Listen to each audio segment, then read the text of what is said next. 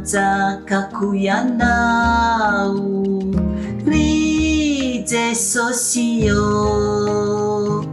ianao namonjy anay maty tao Kalvary, ny eloko rehetra efa nofafanao, ka misaotra anao aho ry Jesosy fitiavana. Lay Satana fahavalo tsy androbaka intsony, fa ianao no miaro zay mialo taminao. Dia raha laza ho anao ry Jesosio,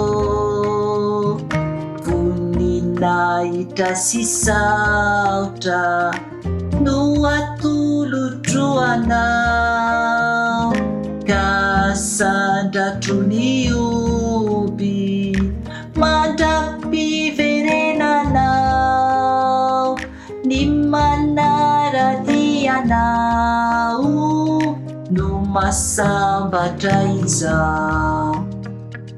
Lay Satana fahavalo tsy androbaka intsony, fa ianao no miaro zay mialoka aminao.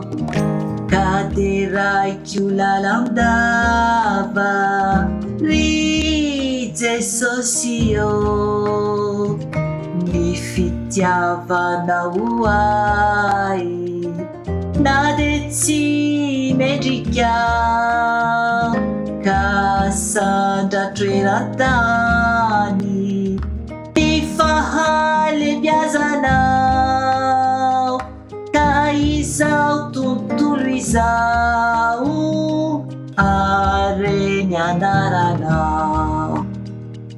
Lay Satana fahavalo tsy androbaka intsony, fa ianao no miaro zay mialoka aminao.